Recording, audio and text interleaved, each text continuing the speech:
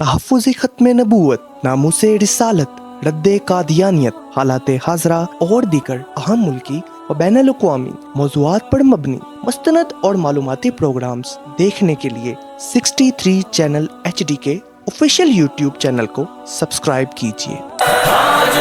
ختم نبوت زندہ باد، تاجدار ختم نبوت زندہ باد۔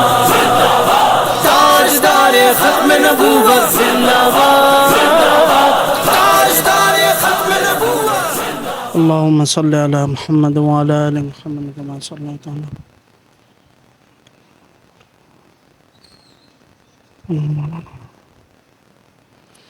الحمد لله وكفى وسلام على عباده الذين اصطفى، خصوصا على سيد الرسل وخاتم الأنبياء. أما بعد، فأعوذ بالله من الشيطان الرجيم. بسم الله الرحمن الرحيم. لقد من الله على المؤمنين إذ بعث فيهم رسولا منهم يتلو عليهم آياته ويزكيهم ويعلمهم الكتاب والحكمة وإن كانوا من قبل لفي ضلال مبين. وقال النبي صلى الله عليه وسلم: إنما بعثت معلما. صدق الله وصدق رسوله النبي الكريم الأمين. میرے انتہائی واجب الاحترام معزز سامعین کرام، اللہ تعالیٰ کا جتنا شکر ادا کیا جائے کم ہے کہ اس نے اس پرفتن دور کے اندر، اس گئے گزرے دور کے اندر ہمیں دین سیکھنے سکھانے کے لیے اپنی بارگاہ میں نماز جمعہ کی ادائیگی کے لیے آنے کی توفیق نصیب فرمائی۔ دعا فرمائیں اللہ تعالی ہماری اس حاضری کو اپنی بارگاہ میں قبول فرمائے، اور ہمیشہ ہمیں جب تک زندہ ہیں اپنی بارگاہ میں اپنی ہی پاک ذات کے سامنے جھکنے کی توفیق نصیب فرمائے۔ آج پوری دنیا کے اندر جو علم کا دورہ پیٹا جا رہا ہے کہ علم حاصل کرو، علم حاصل کرو، لیکن اس کے برعکس اس کی ساری توانائیاں وہ فنون کے حصول پر لگائی جا رہی ہیں، اور جو دنیا کے مادی فنون ہیں اسی پر دولت بھی خرچ ہو رہی ہے، صلاحیتیں بھی خرچ ہو رہی ہیں، مال بھی خرچ ہو رہا ہے، حتیٰ کہ اسی کو دنیا کی جتنے بھی علوم ہیں، فنون ہیں، انہی کو عظمت دی جا رہی ہے۔ حالانکہ یہ بات کسی سے ڈھکی چھپی نہیں کہ دنیا کی جتنی بھی ڈگریاں حاصل کر لیے جائیں، جتنے بھی کورسز کر لیے جائیں، جتنے بھی ڈپلومے کر لیے جائیں، آنکھ بند ہوتے ہی سب کا سب ختم ہو جاتا ہے۔ اور اللہ تعالیٰ نے جب اس زمین کو آباد کیا، اس زمین کو آباد کرنے کے لیے اللہ تعالیٰ نے اس سے پہلے حضرت آدم علیہ السلام کو جب پیدا کیا تو مشہور واقعہ ہے جو سورہ بقرہ میں بھی ہے کہ فرشتوں نے کہا کہ یا باری تعالیٰ، ہم آپ کی عبادت کے لیے کافی ہیں، تو اس انسان کو بنانے کی کیا ضرورت ہے؟ تو اللہ تعالیٰ نے فرمایا انی اعلم ما لا تعلمون، جو میں جانتا ہوں وہ تم نہیں جانتے۔ اس کے بعد اللہ تعالیٰ نے حضرت آدم علیہ السلام کو علم سکھایا، اور دنیا کا بھی علم تھا اور آخرت کا بھی علم تھا۔ دنیا کی جتنی بھی چیزیں ہیں، ان کے خواص، ان کی تاثیر، ان کے نفع نقصان سب اللہ تعالیٰ نے سکھائے۔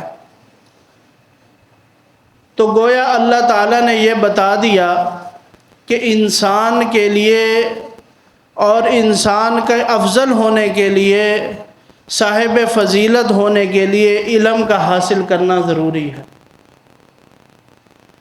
اسی علم کی وجہ سے تو فرشتوں پر فضیلت حاصل ہوئی کہ اللہ تعالیٰ نے فرشتوں کو بھی کہا تم بھی یہ فلاں فلاں چیزوں کے نام بتاؤ، تو کوئی نہیں بتا سکے۔ حضرت آدم علیہ السلام چونکہ سیکھ چکے تھے، اس لیے انہوں نے ان چیزوں کے نام آسانی سے بتا دیے۔ اور جب ہم پہلی وحی جو جناب رسول اللہ صلی اللہ علیہ وسلم پر نازل ہوئی، تو اس میں بھی اللہ تعالیٰ نے سب سے پہلے سکھایا اقرا، آپ پڑھیے، یعنی پڑھنے کی تلقین کی۔ اقرا وربک الاکرم الذی علم بالقلم۔ تو یہ جو سیکھنا سکھانا ہے، یہ اللہ تعالیٰ کی بھی سنت ہے، رسول اللہ صلی اللہ علیہ وسلم کی بھی سنت ہے۔ اب ضرورت انسان کے ساتھ ضروریات ہیں، اس کو لباس کی ضرورت ہے، کھانے پینے کی ضرورت ہے، سواری کی ضرورت ہے، ایسے ہی انسان کو علم کی بھی ضرورت ہے۔ اور سب سے افضل علم یہ ہے جس سے اس کو اللہ اور اس کے رسول کی پہچان ہو جائے۔ رب العالمین کو رب اس لیے کہتے ہیں کیونکہ رب کا معنی ہوتا ہے تربیت کرنے والا، اور تربیت کا مطلب یہ ہے کہ جس چیز کو جس مقصد کے لیے بنایا ہے، آہستہ آہستہ اس چیز کو اس چیز پر لانا۔ تو انسان کو اللہ نے اپنی عبادت کے لیے پیدا کیا، تو اللہ تعالیٰ نے اس مقصد پر لانے کے لیے اللہ تعالیٰ خود چاہتے تو جیسے حضرت آدم علیہ السلام کو سکھا دیا، علم دے دیا، سارے انسانوں کو بھی دے سکتے تھے، لیکن اللہ تعالیٰ نے ہمیں سمجھانے کے لیے انبیاء علیہ السلام کا سلسلہ شروع فرمایا کہ انبیاء علیہ السلام اللہ تعالیٰ سے سیکھ کر امت کو سکھاتے ہیں۔ تو کل جیسے 5 اکتوبر کا جو دن تھا، اس کو ٹیچر ڈے کے طور پر منایا گیا۔ حالانکہ دن منانا یہ اسلام میں اس کی کوئی حیثیت نہیں ہے، صرف 2 دن خوشی کے دن شریعت میں ہیں، ایک عید الفطر کا دن اور ایک عید الاضحیٰ کا دن۔ اس کے علاوہ اسلام میں دن منانے کی کوئی حیثیت نہیں ہے۔ تو یہ ایک جو طاغوتی طاقتیں ہیں، ان کا ایک آپ حیلہ کہہ لیں، ان کی سازش کہہ لیں کہ لوگوں کو آہستہ آہستہ ایک دن پر لے آئیں۔ جیسے بعض ہمارے بھولے بھائی انتہائی معذرت کے ساتھ کہ صرف ربیع الاول کے آتے ہی ان کو حضور صلی اللہ علیہ وسلم کی یاد آتی ہے، اور کچھ لوگ ایسے ہیں جن کو محرم الحرام آتے ہی اہل بیت کی یاد آتی ہے۔ حالانکہ حضور صلی اللہ علیہ وسلم جب دنیا سے تشریف لے جا رہے تھے تو فرمایا 2 چیزیں تم میں چھوڑ کر جا رہا ہوں، ان کو مضبوطی سے پکڑنا، اور ایک فرمایا ایک کتاب اللہ اور ایک میرے اہل بیت۔ تو حضور صلی اللہ علیہ وسلم نے یہ نہیں فرمایا کہ جب ان کا دن آئے تو دن منا لینا پھر چھوڑ دینا۔ تو ایسے ہی علم کا جو سیکھنا سکھانا ہے، یہ اللہ تعالیٰ کی بھی سنت ہے، رسول اللہ صلی اللہ علیہ وسلم کا بھی طریقہ ہے، اور خود پیارے نبی صلی اللہ علیہ وآلہ وسلم نے فرمایا انما بعثت معلما، کہ میں معلم بنا کر بھیجا گیا ہوں۔ آپ غور کیجئے کہ صرف حضور صلی اللہ علیہ وسلم معلم نہیں تھے، داعی بھی تھے، محسن بھی تھے، مشفق بھی تھے، اور جو صفات ایک کامل انسان میں ہوتی ہیں وہ ساری صفات حضور میں تھیں۔ تو علم کا علیحدہ اس لیے ذکر فرمایا کہ اس کی حیثیت ہے۔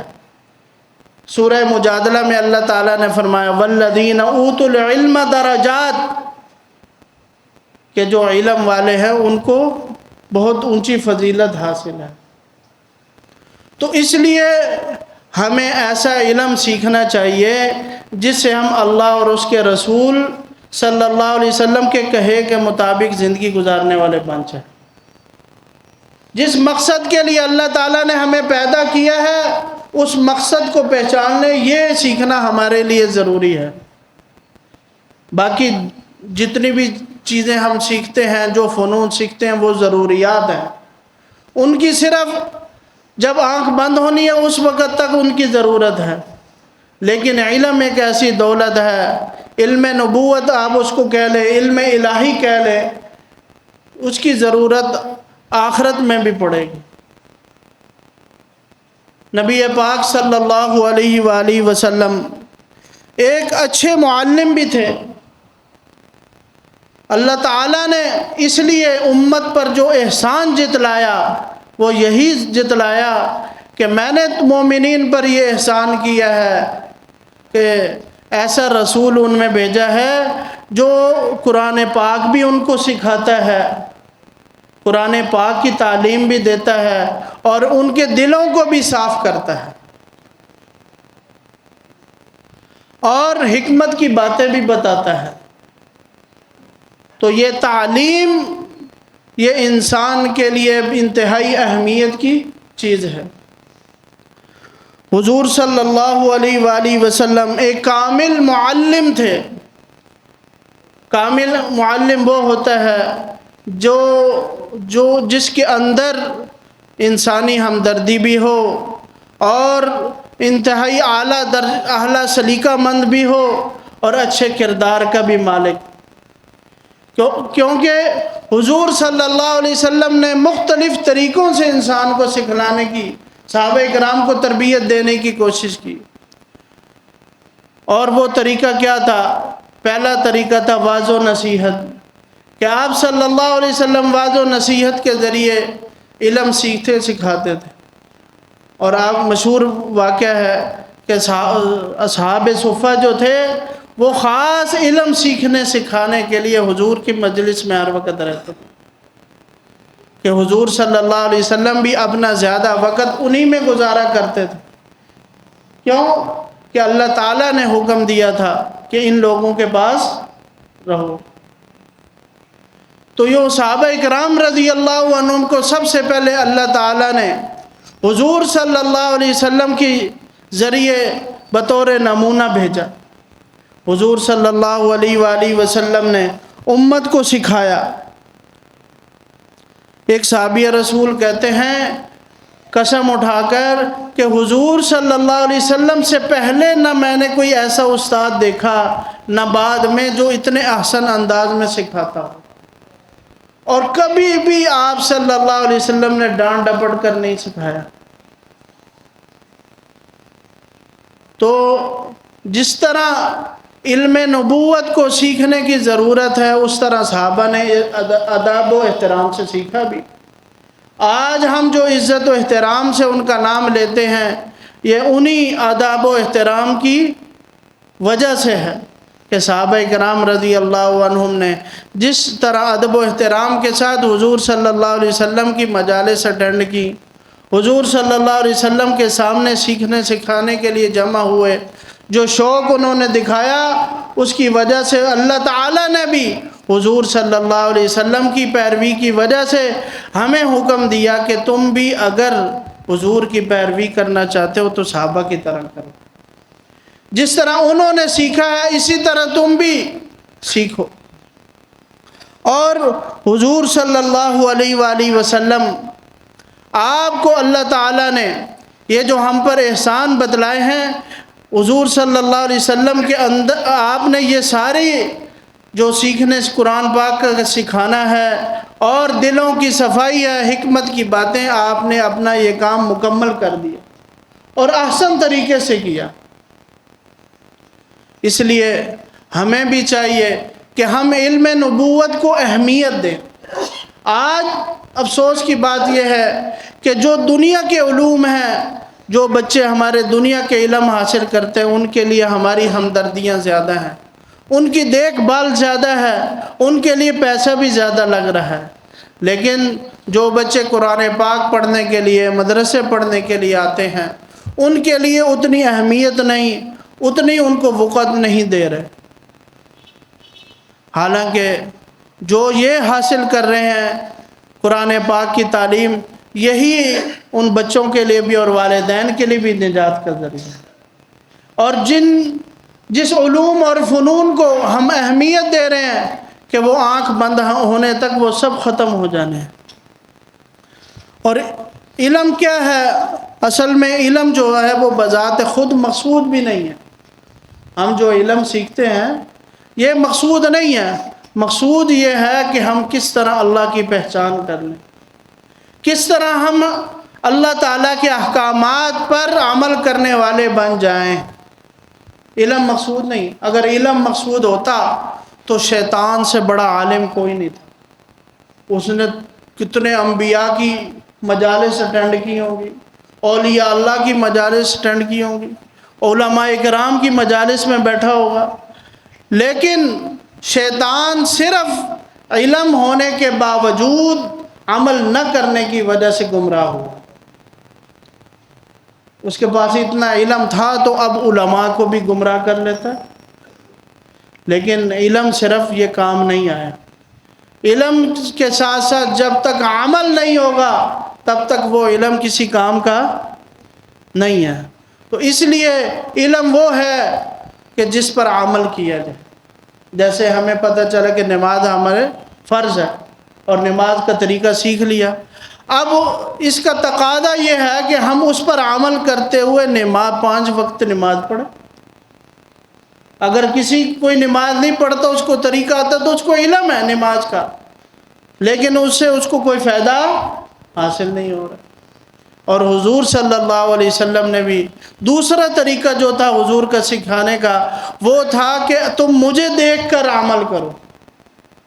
ایک صحابی آتے ہیں، نماز پڑھتے ہیں، حضور صلی اللہ علیہ وسلم فرماتے ہیں کہ جاؤ، لوٹ جاؤ، دوبارہ نماز پڑھو جیسے تم نے مجھے نماز پڑھتے ہوئے دیکھا۔ وہ 2-3 دفعہ اسی طرح نماز پڑھتا ہے، پھر حضور صلی اللہ علیہ وسلم اس کو سکھلاتے ہیں۔ اور اسی طرح ایک حدیث کا مفہوم ہے کہ حضور صلی اللہ علیہ وسلم حج پر تشریف لے گئے اور اونٹنی پر سوار ہیں اور فرما رہے ہیں کہ مجھ سے حج سیکھ لو۔ تو ایک طریقہ واعظ و نصیحت کا تھا، دوسرا طریقہ عمل سے تھا کہ حضور صلی اللہ علیہ وسلم نے عمل کر کے دکھلایا کہ اس طرح عمل کرو۔ تو جو سکھانے والا ہو اس کا بھی عملی کردار اچھا ہونا چاہیے۔ اللہ تعالی ہمیں اچھے اخلاق اور اچھا کردار نصیب فرمائے۔ آج ہم بڑی بڑی باتیں تو کرتے ہیں، لیکن اپنے اندر عمل کی جو کمی ہے اللہ تعالی ہمیں معاف فرمائے اور عمل کرنے والا بنا دے۔ ایک بزرگ تو فرماتے ہیں کہ علم تو وہ علم نفع دینے والا علم وہ ہے جس پر عمل کیے بغیر چین نہ آئے۔ اگر ہمارے پاس علم ہے، ہم عمل نہیں کرتے تو وہ صرف علم ہے، اس کا ہمیں کوئی فائدہ۔ تو علم بذات خود مقصود نہیں ہے، علم کا فائدہ تب ہوگا جب ہم اس پر عمل کریں گے۔ جیسے ہمیں پتہ ہے کہ سیدھے ہاتھ سے کھانا سنت ہے، اگر کوئی شخص سیدھے ہاتھ سے نہیں کھاتا تو گویا اس نے اپنے علم کے مطابق عمل نہیں کیا۔ کسی کو پتہ ہے کہ بیت الخلاء میں کیسے جاتے ہیں؟ پہلے بایاں پاؤں اندر رکھتے ہیں۔ اگر کوئی عمل نہیں کر رہا تو گویا اس کو علم تو ہے لیکن عمل نہیں ہے۔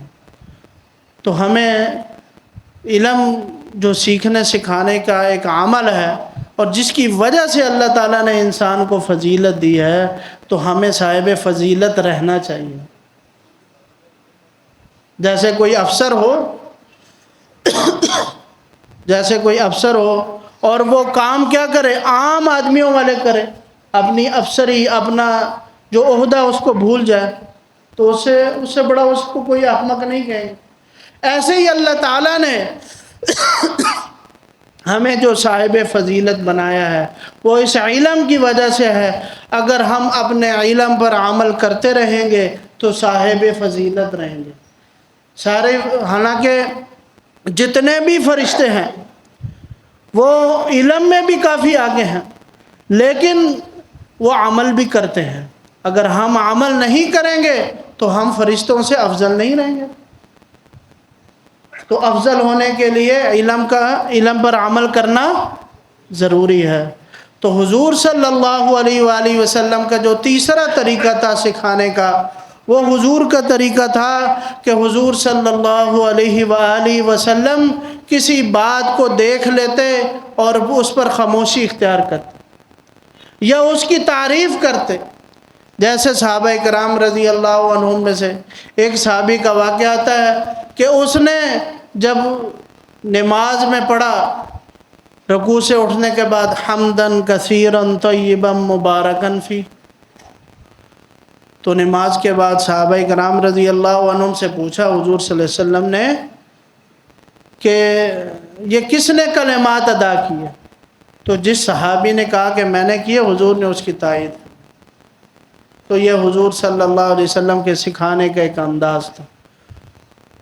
تو حضور صلی اللہ علیہ وسلم بحیثیت معلم بھیجے گئے ہیں، تو ہمیں بھی چاہیے کہ ہم کچھ نہ کچھ سیکھ لیں۔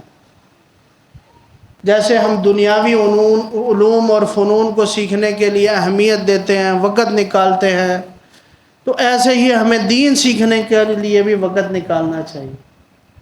اور جو دین سیکھتے سکھاتے ہیں ان مجالس میں جتنا وقت ملے اس میں صرف کرنا چاہیے، تاکہ ہم جس مقصد کے لیے پیدا کیے گئے ہیں اس مقصد کی طرف آہستہ آہستہ بڑھتے رہیں۔ تو اس کی کوشش کریں گے نا انشاءاللہ کہ علم نبوت کو حاصل کرنا ہے، اور جو علم ہمیں آ چکا ہے، کوئی سنت معلوم ہے، کوئی طریقہ حضور کا معلوم ہے، تو اس پر عمل کی کوشش کریں گے انشاءاللہ۔ جب ہم حضور صلی اللہ علیہ وسلم کے جو طریقے ہمیں معلوم ہے عمل کریں گے تو ہم سب سے فضیلت والے بن جائیں گے۔ اگر خدا نخواستہ اگر ہم اس شرف سے محروم رہ گئے تو پھر ہم فضیلت والے نہیں ہیں۔ ہمیں جو فضیلت اللہ تعالیٰ نے دیا اس سے ہم محروم ہو جائیں گے۔ حضرت عمر رضی اللہ تعالیٰ عنہ اور حضرت کعب بن احبار رضی اللہ تعالیٰ عنہ کا واقعہ آتا ہے۔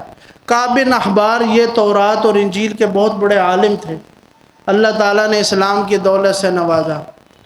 تو حضرت عمر رضی اللہ عنہ نے ایک دن ان سے پوچھا کہ آپ تورات اور انجیل میں بہت بڑے عالم رہے ہیں، تو بتائیں کہ صاحب فضیلت کون ہے؟ صاحب فضیلت کون ہے؟ تو انہوں نے کہا کہ جو علم سیکھتے ہیں وہ صاحب فضیلت۔ پھر حضرت عمر رضی اللہ تعالیٰ عنہ نے دوبارہ پوچھا کہ علم سیکھنے سکھانے والوں کے لیے نقصان دہ چیز کیا ہے؟ علم سیکھنے والوں کے لیے جو اللہ تعالیٰ نے ایک فضیلت دی ہے، وہ فضیلت کو ختم کرنے والی کیا چیز ہے؟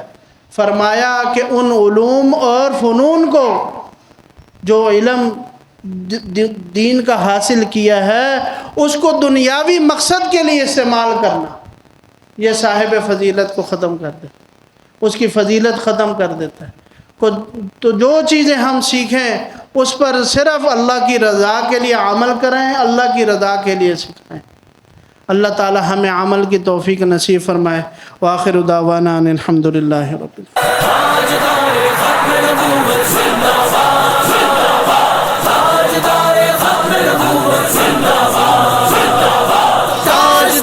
ختم نبوت